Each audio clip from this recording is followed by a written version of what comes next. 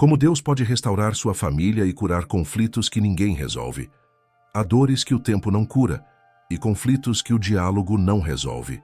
Existem lares onde as paredes guardam histórias que ninguém tem coragem de contar, onde a mesa perdeu a alegria, onde o abraço rareou e onde cada olhar carrega uma lembrança amarga do que se tornou insuportável lembrar. A família, que deveria ser refúgio, muitas vezes se transforma em campo de guerra. O silêncio grita, as palavras ferem e o convívio se torna pesado. A alma sente, o coração desanima e a fé por vezes parece tarde demais.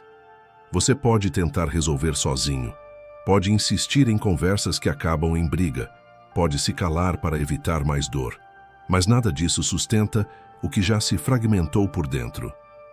Há conflitos que ultrapassam a lógica, padrões que se repetem geração após geração, feridas que o tempo não cicatriza e distâncias que parecem definitivas. E quando a dor se instala no lar, surge a sensação de impotência. Surge o questionamento: será que ainda existe esperança para nós? É nesse exato ponto, quando a força humana se esgota, que Deus começa a agir. A restauração que você não alcançou pelo diálogo, Ele constrói no espírito. Aquilo que você tentou resolver argumentando, Ele resolve curando corações. Deus não trabalha apenas nos fatos. Ele trabalha na raiz. Ele não transforma apenas comportamentos, Ele transforma atmosferas. Ele não remenda histórias, Ele escreve capítulos novos. Ele não restaura por fora, Ele restaura por dentro, até que o impossível se torne realidade. A família é um projeto de Deus. Por isso, o inimigo luta tanto contra ela. Mas se o inimigo não conseguiu destruir você, também não conseguirá destruir sua casa. Hoje uma nova jornada começa. Não uma jornada de luta emocional, e sim de restauração espiritual. Porque antes que a paz volte ao lar, ela precisa voltar ao coração. O que Deus vai fazer não é superficial. Ele vai tratar o que ninguém vê, tocar onde ninguém alcança e reconstruir o que parecia perdido. No próximo momento, você vai entender qual é a verdadeira guerra invisível por trás dos conflitos familiares e por que a restauração precisa começar no mundo espiritual antes de aparecer no natural. A guerra invisível dentro da família. Os conflitos que explodem no ambiente familiar quase nunca nascem do momento da discussão. Eles começam muito antes, em camadas invisíveis do coração, e amadurecem no silêncio, na mágoa guardada, nas expectativas frustradas e nas palavras que nunca foram ditas. O que a casa vive no natural é reflexo do que cada coração carrega no espiritual. Por isso, é impossível restaurar uma família apenas com argumentos, tentativas humanas ou força emocional. A família só se levanta quando a raiz da guerra é discernida e tratada. A palavra diz que nossa luta não é contra pessoas, mas contra forças que atuam no espiritual. O inimigo sabe que, quando destrói a família, ele fere a identidade, a fé e o propósito de cada membro. Ele lança sementes para dividir, criando distâncias internas até que o lar se torne solo fértil para orgulho, silêncio, acusações e frieza. O que parece apenas diferença de opinião, muitas vezes é o resultado de uma construção espiritual que ninguém percebeu enquanto crescia. A guerra invisível atua em 3 frentes: enfraquecer o amor, distorcer a comunicação e ferir a visão que um tem do outro. Quando o amor é enfraquecido, o coração se torna mais crítico e menos compassivo. Quando a comunicação é distorcida, o que foi dito não é o que foi ouvido. E o que foi ouvido não é o que foi sentido. Quando a visão é ferida, a pessoa deixa de enxergar o familiar como parte e passa a enxergá-lo como adversário. É assim que o inimigo trabalha. Ele transforma aliados em opositores dentro da mesma casa. É por isso que muitos tentam consertar o ambiente familiar, mas não conseguem sustentar a mudança, porque o problema não está apenas no comportamento, mas na atmosfera espiritual. Conflitos são sintomas. A raiz está no coração e na atuação invisível que tenta permanecer oculta. Enquanto a família lutar uns contra os outros, a guerra continuará. Mas quando o lar entende que o inimigo não está no rosto à sua frente, e sim no espírito que opera por trás das situações, a restauração se torna possível. A cura da família começa quando alguém decide enxergar além do visível. Quando alguém desperta espiritualmente e escolhe lutar da forma certa. Quando alguém se posiciona não para vencer discussões, mas para vencer batalhas espirituais. Um lar não muda quando todos mudam ao mesmo tempo. Ele muda quando alguém decide ouvir a voz de Deus e romper com o ciclo. No próximo momento, você vai compreender como o inimigo ataca os lares, quais estratégias ele usa para dividir e por que ele tenta transformar o lar em um território de orgulho, feridas e afastamento emocional. Quando o inimigo decide atacar o lar. Nenhum território é tão estratégico para o inimigo quanto a família. Ele não teme a casa que prospera financeiramente, nem a casa que aparenta estabilidade diante dos outros. O que ele teme é a casa onde existe unidade, amor, perdão e presença de Deus. Porque um lar alinhado no espírito se torna uma fortaleza contra suas obras. Por isso, quando ele quer paralisar destinos, interromper propósitos e ferir identidades, ele começa atacando o ambiente familiar. O ataque do inimigo não começa em grandes explosões. Ele começa em sutilezas. Primeiro, ele planta pequenas irritações. Depois, incentiva respostas impulsivas, interpretações distorcidas e pensamentos inflamados. Ele cria exageros emocionais, onde não há intenção de maldade. Ele amplia falhas comuns até transformá-las em frustrações profundas. O inimigo não destrói lares em um único golpe. Ele destrói em fragmentos, até que os corações construam muros altos demais para enxergar uns aos outros. A estratégia dele se apoia em 3 pilares: orgulho, feridas e silêncio. O orgulho impede o perdão e alimenta a necessidade de ter razão. A ferida faz a pessoa reagir com defesa, mesmo quando ninguém está atacando. O silêncio cria distância, e a distância abre caminho para a frieza. Quando esses 3 pilares se instalam, o inimigo já não precisa fazer muito, porque o lar passa a se autodestruir aos poucos. Ele também usa o passado como munição. Faz a mente reviver erros antigos, acusações velhas e memórias que deveriam ter sido sepultadas. Assim, o presente fica preso ao que já passou e o futuro se torna inacessível. Não há avanço quando o lar vive revisitando feridas. O inimigo sabe disso, então ele mantém o coração focado no que machuca e não no que pode ser curado. Outra estratégia é trocar o lugar do inimigo.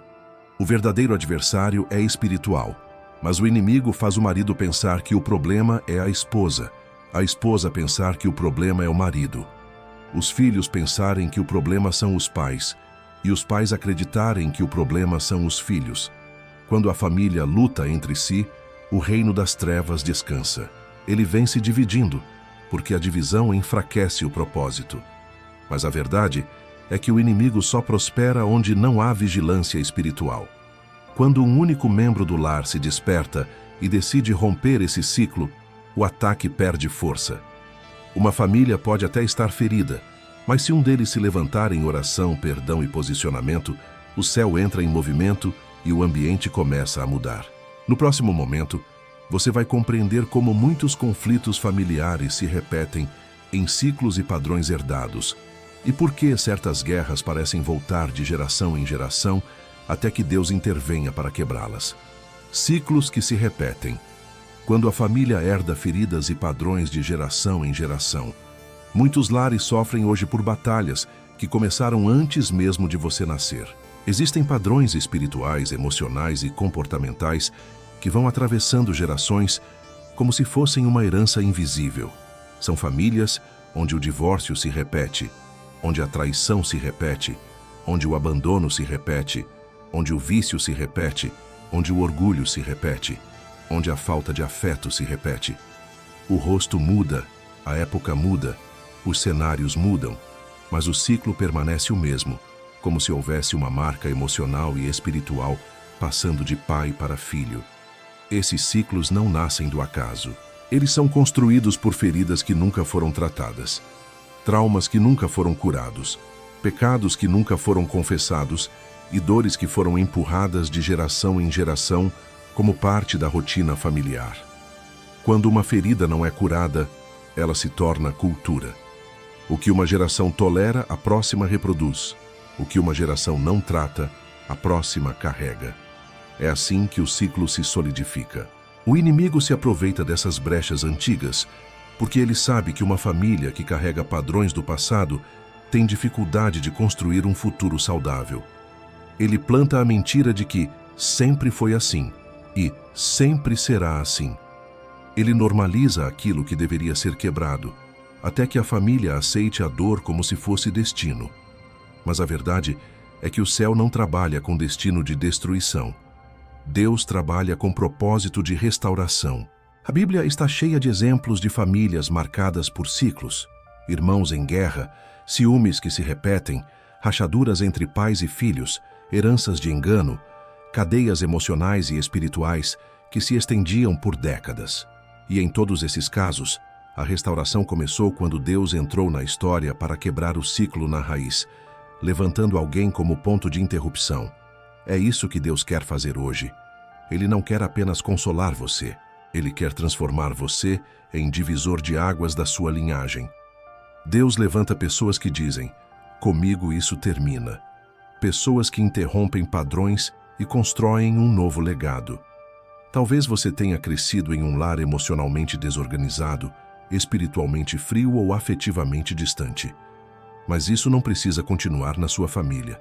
Ser o primeiro a quebrar o ciclo dói, porque exige confrontar realidades internas e romper hábitos que pareciam normais. Mas quando você se posiciona, o ambiente muda.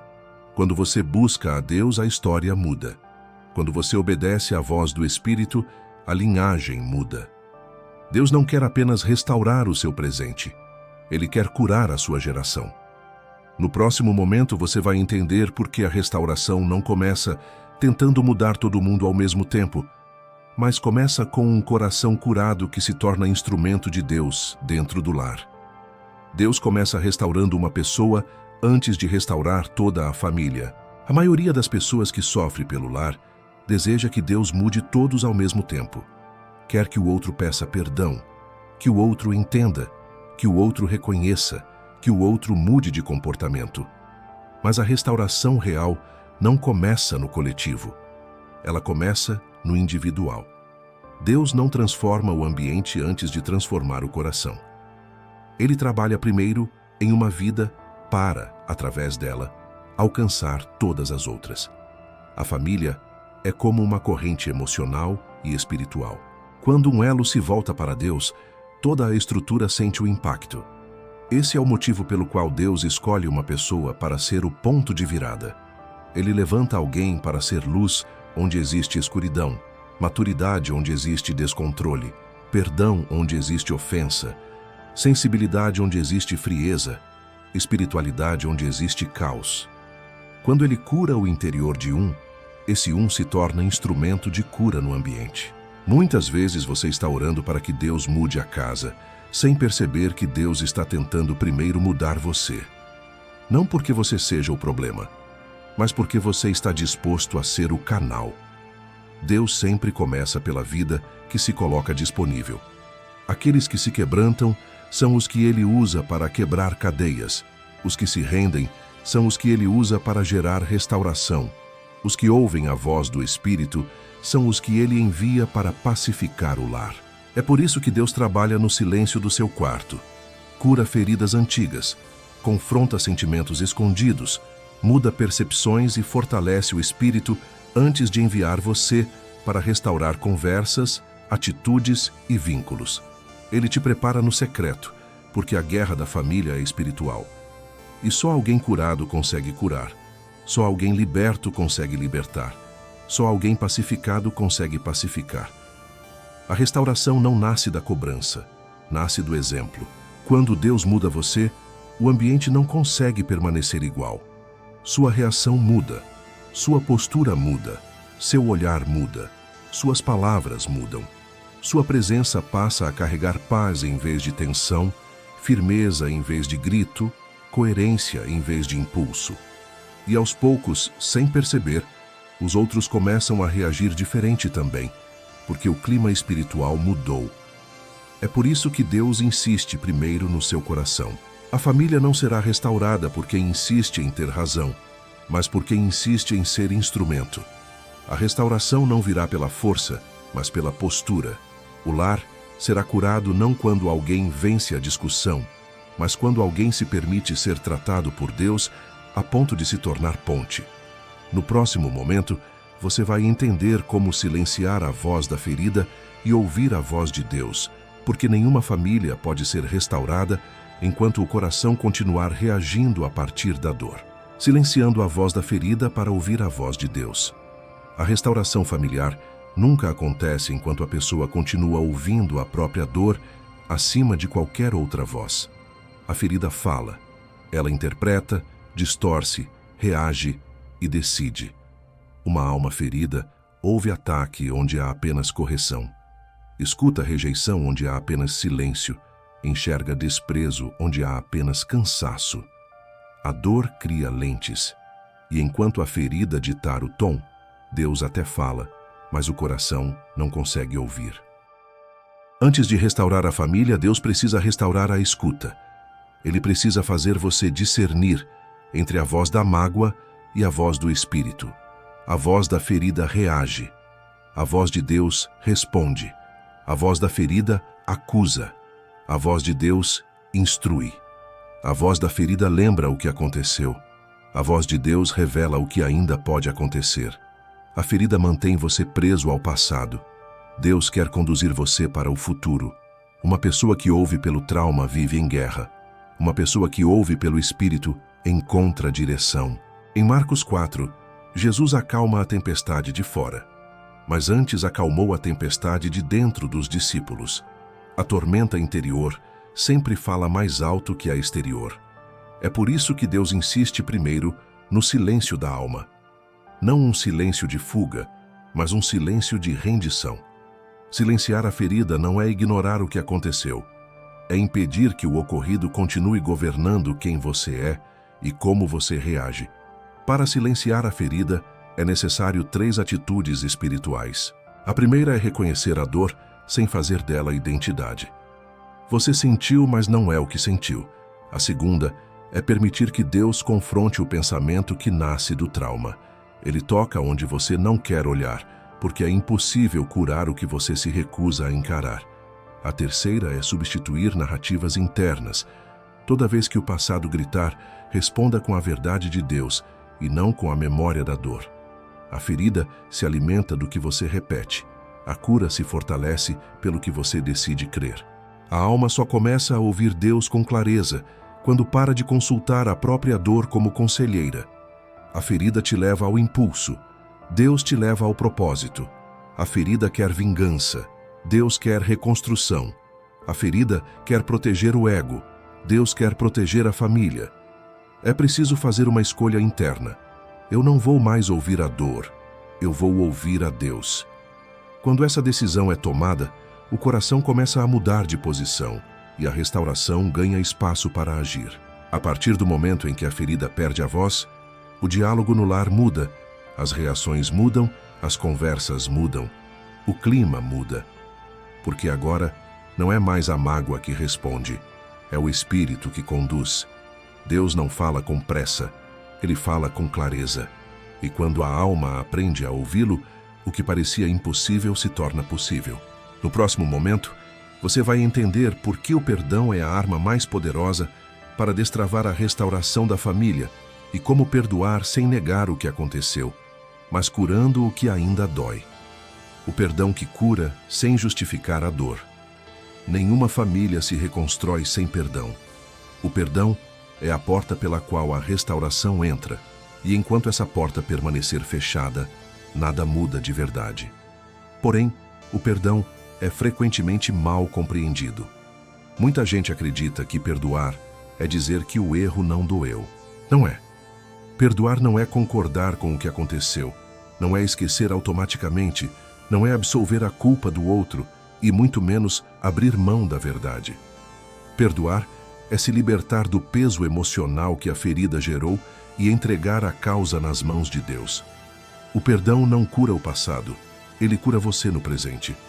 Se você esperar que a pessoa peça perdão para só então liberar o seu, permanecerá preso ao erro do outro. A mágoa mantém você acorrentado ao que aconteceu. O perdão rompe essa corrente. Ele não muda o que foi, mas impede que o passado continue tendo poder sobre o seu coração. A mágoa é prisão, o perdão é chave. Jesus ensinou que o perdão é um caminho, não um evento isolado. Às vezes você perdoa com decisão e só depois o coração se alinha com o que a fé declarou. O perdão é espiritual antes de ser emocional. Primeiro você obedece, depois você sente. Quem espera sentir para perdoar, nunca perdoa. O perdão não é produto do sentimento, é fruto da escolha. É por isso que o céu honra o perdão, porque ele é sinal de maturidade espiritual, não de fraqueza emocional. A falta de perdão mantém a família em ciclos de repetição. Sempre que uma nova briga surge, as memórias antigas são trazidas à tona, como um arquivo que nunca foi apagado. Assim, o passado nunca vai embora porque é revivido o tempo todo. Quando você perdoa, fecha o arquivo. Ele deixa de ser munição na discussão. Ele perde a força. O lar deixa de lutar contra o que já deveria ter sido enterrado. Perdoar também é entregar ao juiz certo. Enquanto você tenta fazer justiça com as próprias emoções, continuará em guerra. O perdão diz a Deus: eu não vou carregar isso. Eu não sou juiz. Tu és. Isso liberta a alma. O perdão não garante reconciliação imediata, mas garante paz imediata. A reconciliação é o que Deus constrói a partir do perdão. Primeiro, o coração é tratado. Depois, o relacionamento é reconstruído. O perdão também cura a identidade. A mágoa faz você reagir a partir da dor. O perdão permite que você volte a reagir a partir do propósito. Deus não quer que sua história familiar seja guiada pelo trauma, e sim pela graça. Quando o coração perdoa, a discussão diminui, o ambiente desarma, e o espírito encontra espaço para agir. Se você deseja que Deus restaure sua casa, precisa fechar as brechas que o inimigo usa. E a maior brecha emocional dentro da família é a falta de perdão. Perdoar é tirar o combustível da guerra para que a paz encontre o lar. No próximo momento, você vai descobrir como o orgulho se torna um dos maiores bloqueios da restauração familiar e o motivo pelo qual Deus só reconstrói onde a humildade abre caminho. O orgulho que destrói e a humildade que reconstrói. O orgulho é uma das forças mais destrutivas dentro da família. Ele transforma pequenos desentendimentos em grandes muros, impede pedidos de perdão, bloqueia conversas sinceras e alimenta a necessidade de ter razão, mesmo que isso custe a paz. O orgulho não deixa o coração ceder, não permite reconhecer falhas e não aceita dar o primeiro passo. Ele cria uma atmosfera de disputa constante, onde cada membro da casa luta para vencer a discussão e não para restaurar a relação. Um lar onde o orgulho governa é um lar condenado a repetir as mesmas feridas. O orgulho está presente quando alguém diz internamente: eu não errei, eu não vou ceder primeiro, eu não vou dar o braço a torcer, ele é que tem que vir até mim, não vou me humilhar. Ele faz a pessoa se proteger, se justificar e se endurecer. O inimigo sabe disso. Ele se aproveita do orgulho porque ele quebra a unidade. A Bíblia diz que Deus resiste ao soberbo, mas dá graça ao humilde. Onde há orgulho, o céu resiste. Onde há humildade, o céu desce com cura. A humildade não é sinal de humilhação ou fraqueza.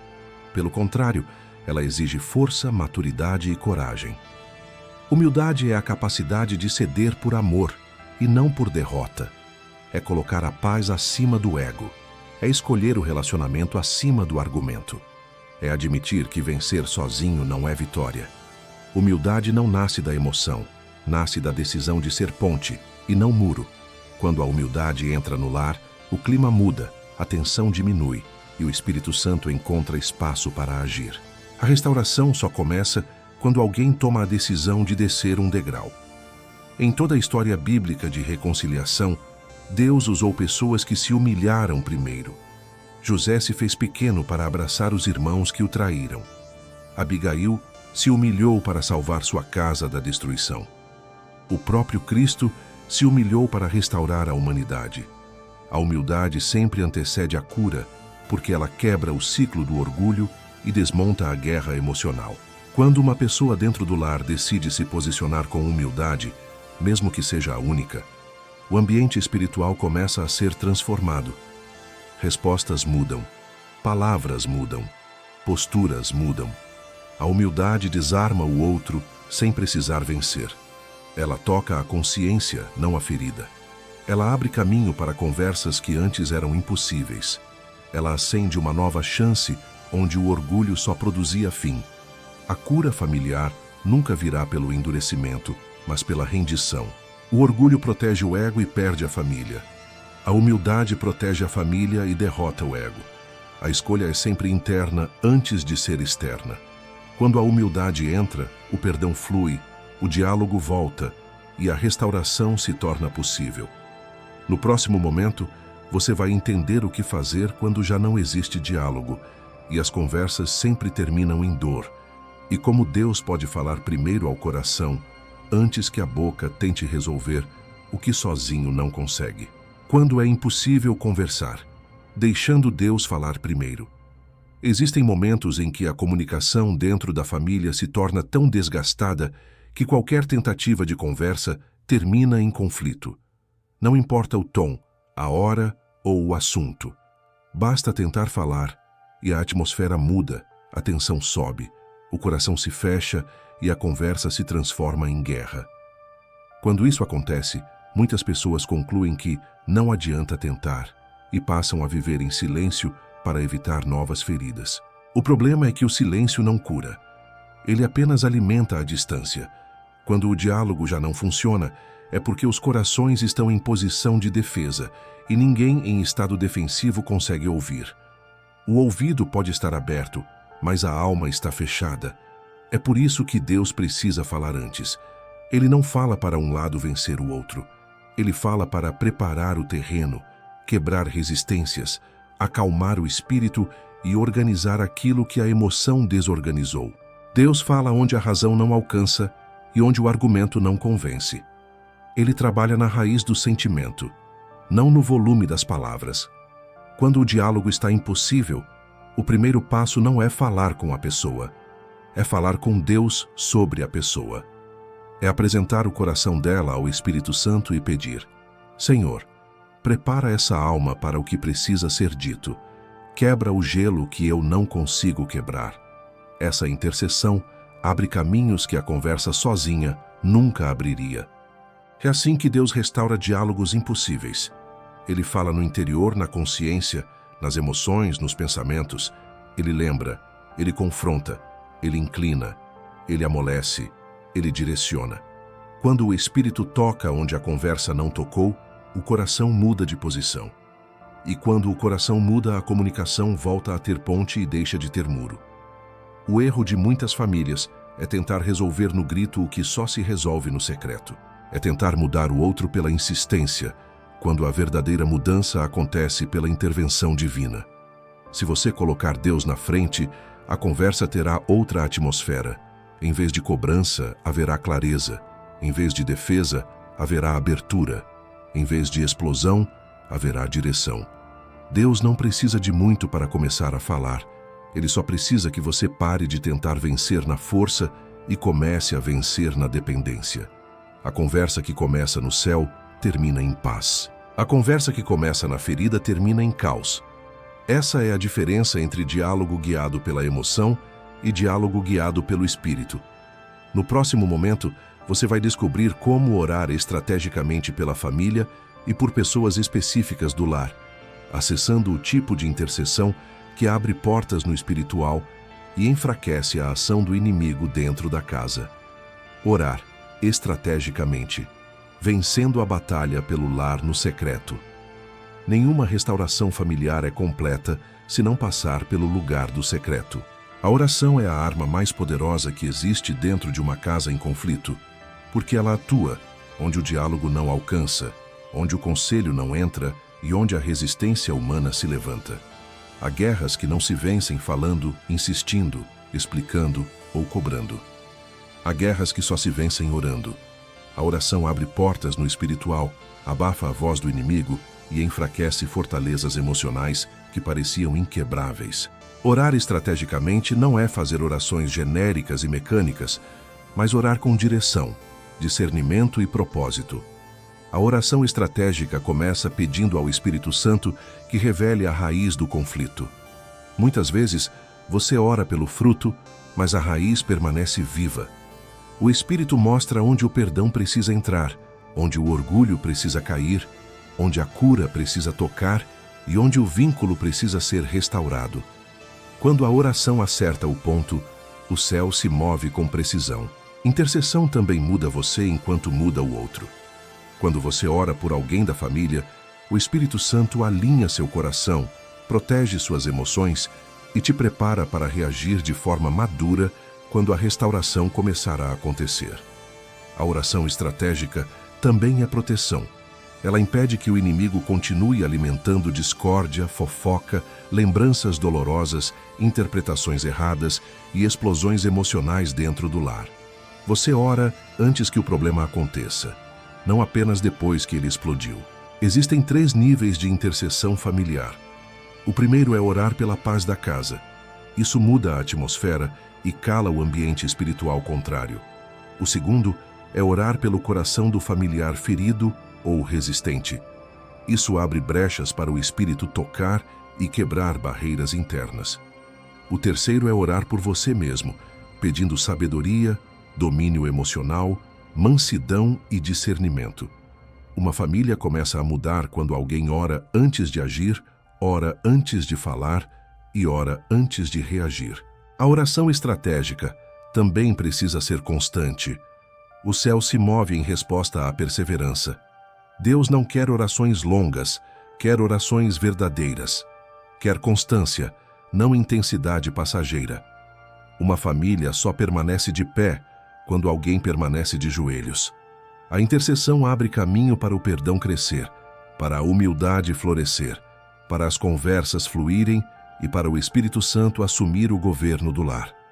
Quando você ora com propósito, o ambiente muda, mesmo antes das atitudes mudarem. O coração muda, mesmo antes das palavras mudarem.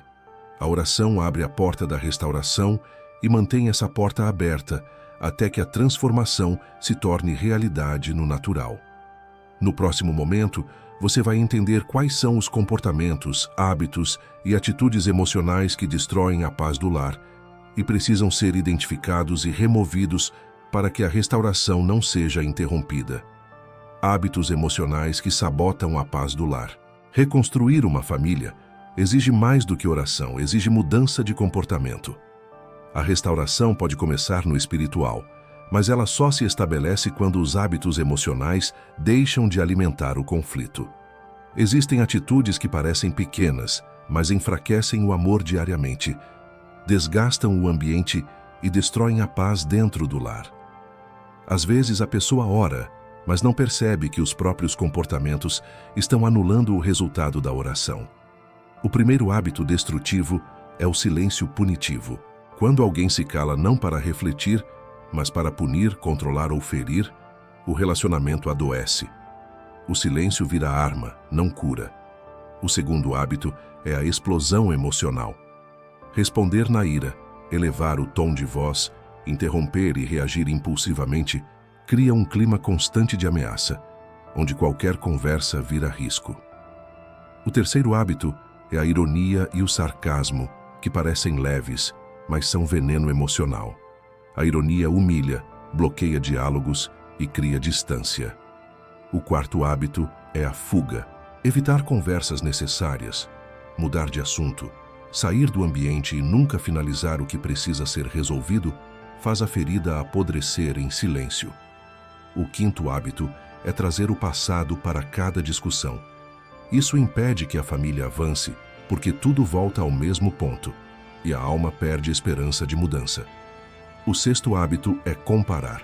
Comparar pessoas dentro da própria casa destrói identidades, diminui o valor emocional do outro e cria rivalidade.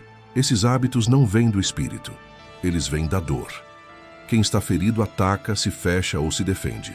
Mas a restauração exige vigilância emocional. Cada hábito precisa ser identificado e quebrado. Mesmo que o outro lado ainda não tenha mudado, você pode começar mudando o seu padrão de reação. A paz não se estabelece pela emoção, mas pela decisão. Quando você decide quebrar esses hábitos, o ambiente começa a respirar e o espírito encontra espaço para agir. A restauração não acontece em lares que justificam comportamentos destrutivos. Ela acontece em lares que os reconhecem e os substituem. No lugar do silêncio punitivo, entre o diálogo maduro. No lugar da explosão, entre o domínio próprio. No lugar da ironia, entre o respeito. No lugar da fuga, entre a verdade. No lugar da comparação, entre a honra. A paz não se constrói em discursos, ela se constrói em atitudes diárias. Quando esses hábitos são removidos e substituídos, o clima emocional se transforma. A família passa a respirar mais leve, porque o lar deixa de ser campo de defesa e se torna ambiente de segurança. O Espírito Santo trabalha com mais intensidade, onde a paz tem terreno fértil. No próximo momento, você vai aprender como reconstruir a confiança dentro da família, passo a passo, quando ela foi quebrada por erros, falhas, mentiras, traições ou decepções. Reconstruindo a confiança perdida. A confiança é o alicerce emocional de qualquer relacionamento familiar. Quando ela é quebrada, o amor até permanece, mas o vínculo enfraquece, o olhar muda, a palavra perde peso e o coração perde a liberdade de se entregar. Reconstruir a confiança é um dos processos mais delicados da restauração, porque exige tempo, verdade, constância e cura. A confiança não volta com promessas, ela volta com atitudes repetidas, até que o coração se sinta seguro novamente. Muitas famílias desistem porque querem resultados imediatos. Mas a confiança quebrada não se reconstrói com urgência. Deus trabalha com processo. O primeiro passo é reconhecer a ferida sem minimizar o que aconteceu. Não existe cura onde existe negação. O coração que foi ferido precisa se sentir validado. O segundo passo é assumir responsabilidade. A restauração não se sustenta quando há justificativa contínua. O pedido de perdão só tem peso quando vem acompanhado de posicionamento. O terceiro passo é transparência. A confiança renasce onde a verdade se torna ambiente e não exceção. Transparência não é dar explicações para ser controlado, mas dar acesso para reconstruir segurança. O quarto passo é constância. Promessas emocionadas sensibilizam por um momento, mas atitudes constantes curam de verdade. A alma não volta a confiar porque ouviu uma frase bonita, mas porque viu repetição de comportamento alinhado. Também é necessário que o lado ferido permita o processo. A reconstrução da confiança exige entrega progressiva.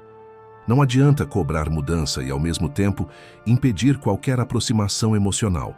A cura acontece quando quem feriu se posiciona e quem foi ferido se permite ser restaurado. Nenhum lado pode atropelar o tempo, nem o outro pode eternizar a dor. O Espírito Santo conduz quando ambos abrem espaço. A confiança quebrada grita por prova, mas Deus trabalha por transformação. Há situações em que Ele reconstruirá o relacionamento a partir do zero, não para apagar a história, mas para dar a ela um novo significado. O propósito da restauração não é voltar ao ponto de antes da queda, e sim construir algo melhor do que existia. Deus não restaura para devolver o que foi. Ele restaura para entregar algo estabelecido, firme e maduro.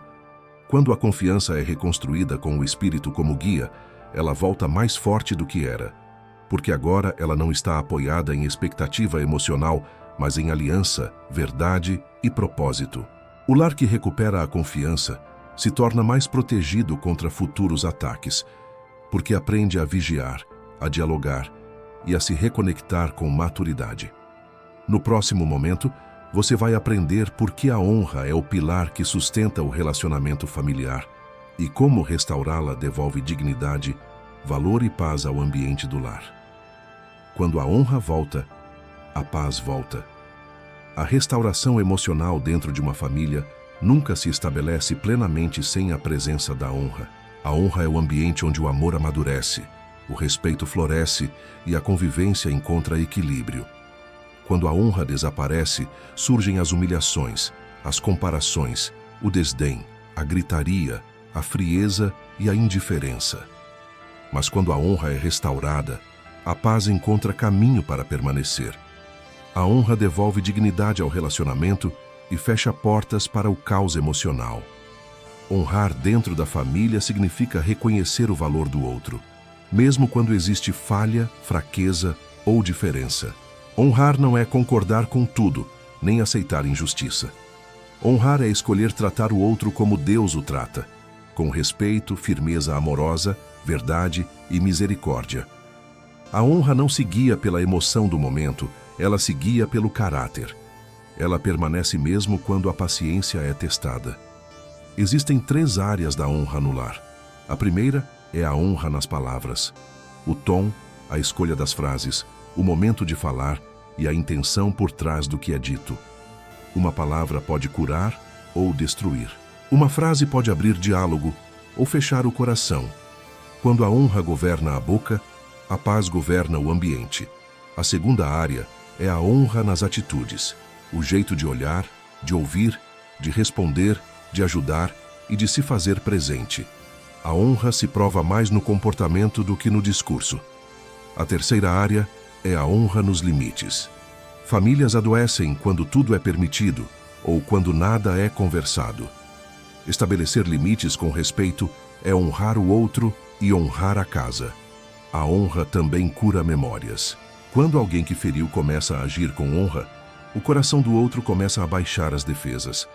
A honra desarma o ambiente e abre espaço para a reconstrução. Ela comunica: você tem valor. Eu reconheço quem você é. Eu escolho respeitar, mesmo quando algo me fere. A alma reage à honra com confiança e entrega, porque o coração humano nunca permanece fechado diante da verdadeira dignidade. A Bíblia é clara: onde a honra se estabelece, a bênção permanece. Onde a honra é quebrada, o ambiente se desordena. A honra é proteção espiritual. Ela impede o inimigo de ter acesso fácil à casa, porque o respeito mútuo evita brechas e neutraliza o terreno emocional que ele usa para agir. Uma família pode até ter amor, mas sem honra ela não tem paz. Pode ter fé, mas sem honra ela não tem ambiente para a paz permanecer. Honra é postura de espírito. Ela cria chão firme, onde a restauração pode caminhar. No próximo momento, você vai entender como o Espírito Santo se torna o mediador do lar, assumindo o lugar que as emoções tomaram e restaurando a paz onde antes havia tensão constante. O Espírito Santo como mediador do lar. Todo lar precisa de uma voz que acalme, una, direcione e traga equilíbrio quando as emoções tentam assumir o controle. Quando essa voz não é a do Espírito Santo, a casa se torna refém do temperamento, da impulsividade e da mágoa. O Espírito Santo é o único capaz de ocupar o lugar de mediador dentro da família, porque ele não toma partido de pessoas, ele toma partido da paz. Ele não defende ego, ele defende propósito. Ele não age para decidir quem está certo, ele age para curar o que está ferido e reconstruir o que foi quebrado. Quando o Espírito Santo assume o governo do lar, as conversas ganham direção, a verdade ganha mansidão, o perdão ganha coragem e a reconciliação ganha caminho. Ele suaviza palavras que seriam duras, freia decisões que seriam precipitadas e expõe pensamentos que seriam injustos. O Espírito age onde o orgulho trava e fala onde a emoção grita. Ele é o árbitro da paz. E quando a família aprende a ouvi-lo antes de reagir, o ambiente muda sem que ninguém precise forçar nada. Para que o Espírito Santo medie um ambiente, é preciso convidá-lo e obedecer a ele. Obediência é a parte que muitos pulam. Não adianta pedir ao Espírito direção se o coração insiste em manter o controle emocional. Ele fala através de uma consciência que incomoda, de um impulso que pede calma, de um pensamento que diz: não responda agora, peça perdão primeiro. Ouça antes de falar. Quem obedece a essas direções, coloca Deus na frente do conflito e tira a carne do centro das decisões. O Espírito Santo sempre conduz para o amor, para a verdade e para a restauração. Nunca para o confronto vazio, para a acusação ou para a vingança. Ele restaura a comunicação criando pontes e desfazendo muros. Ele organiza o ambiente interior antes de organizar o ambiente da casa. Quando alguém dentro do lar aprende a se calar para ouvir o Espírito antes de responder, esse alguém se torna instrumento de paz e pacificador da própria família. A mediação do Espírito traz um efeito secundário poderoso. Ela desarma o inimigo. Onde o Espírito governa, a confusão perde autoridade. Onde o Espírito fala, a ferida perde voz. Onde o Espírito guia, a discussão perde força. Porque o Espírito atua na raiz, enquanto os conflitos atuam no sintoma. Ele transforma intenções antes de transformar palavras, e transforma sentimentos antes de transformar atitudes. Quando o lar aprende a entregar ao Espírito o papel de mediador, a família passa a viver não pelo impulso do momento, mas pela voz da presença. O ambiente deixa de ser campo de batalha e se torna território de paz sustentada. No próximo momento, você vai aprender como substituir palavras destrutivas por palavras proféticas que constroem, curam e reescrevem a atmosfera do lar, transformando a boca em instrumento de restauração. Substituindo palavras que ferem por palavras que curam. A restauração de uma família passa necessariamente pela restauração da fala. As palavras são estruturas espirituais. Elas levantam ou derrubam, aproximam ou afastam, curam ou ferem. Dentro de um lar, o impacto delas é ainda maior, porque a voz de quem amamos penetra mais fundo na alma. Uma palavra dita no calor da emoção pode marcar alguém por anos. Uma palavra alinhada com Deus pode curar alguém em segundos. Muitos lares estão destruídos não por grandes acontecimentos, mas por pequenas palavras repetidas diariamente. Frases que diminuem, ironias que desvalorizam, comparações que humilham, piadas que ferem, acusações que envenenam, promessas quebradas que sangram. A boca se torna ferramenta do conflito e não instrumento da cura.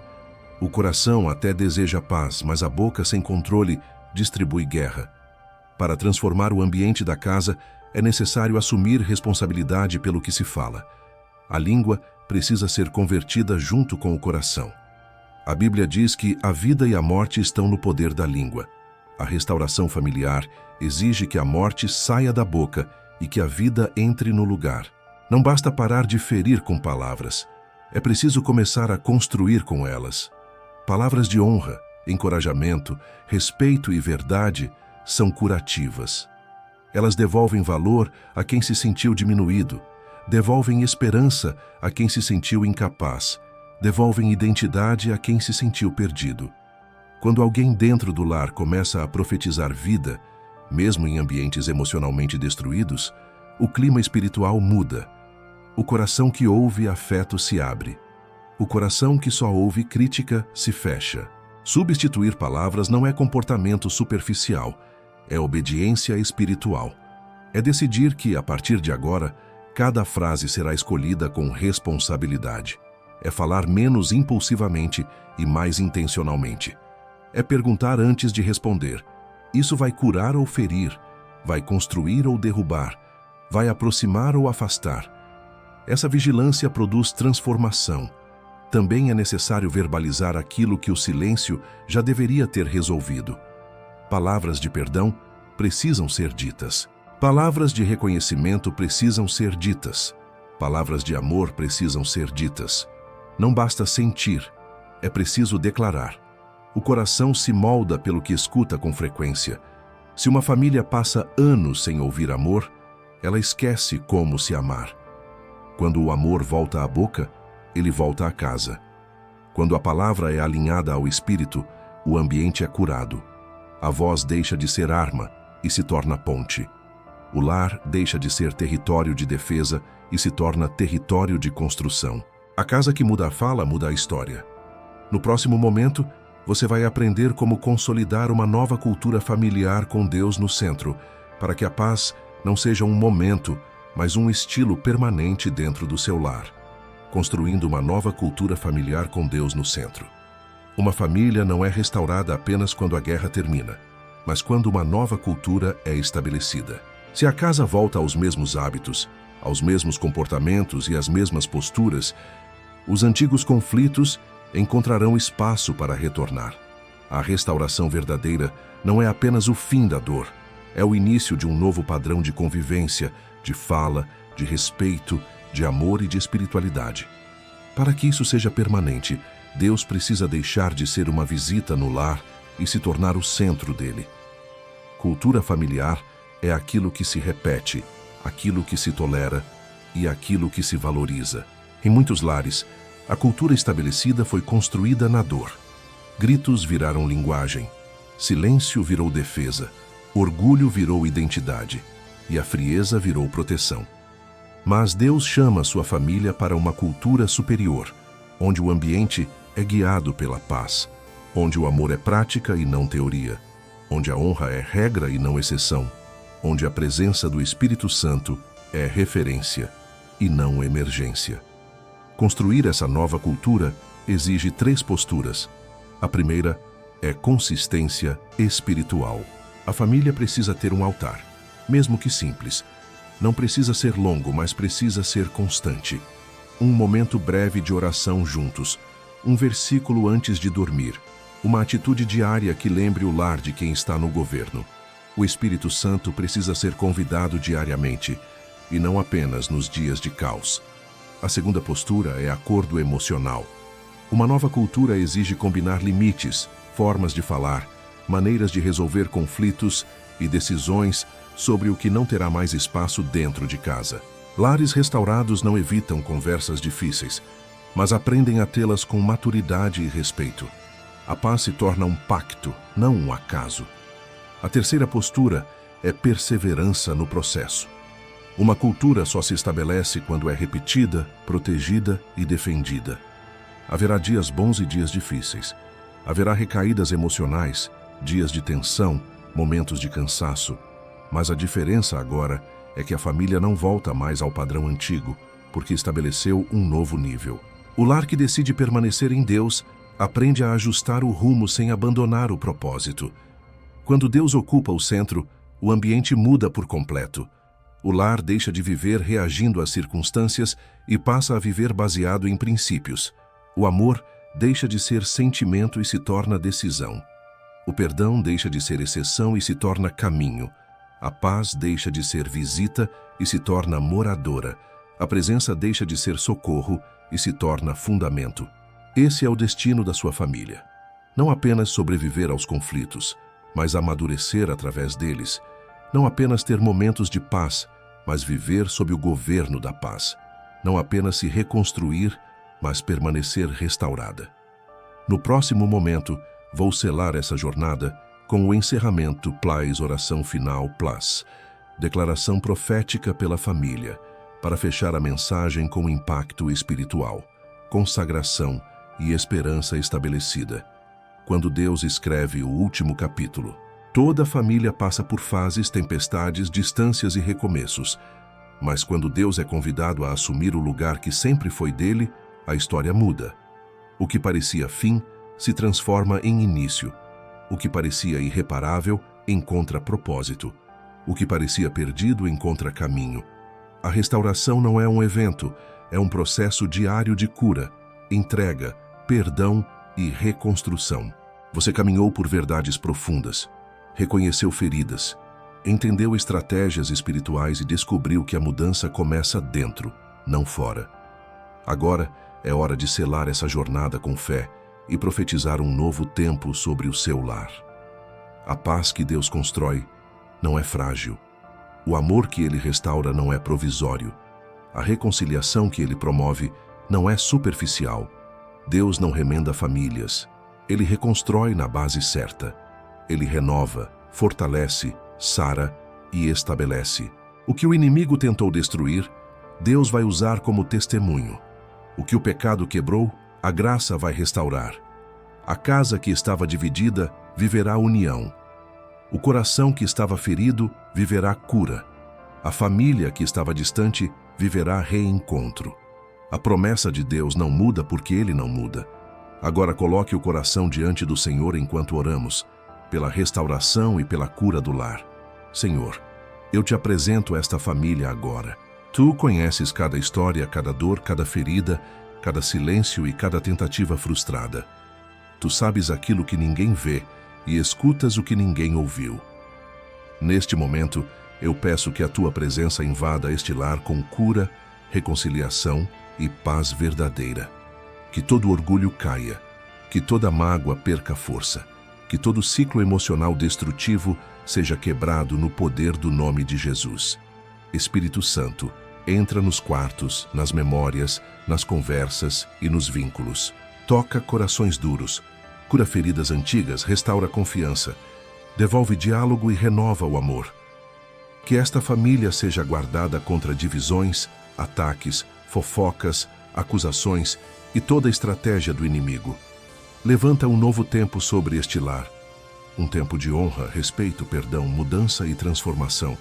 Que este lar volte a ser casa e não campo de guerra, refúgio e não campo de batalha, altar e não deserto. Nós entregamos esta família nas tuas mãos e declaramos que ela pertence ao Senhor.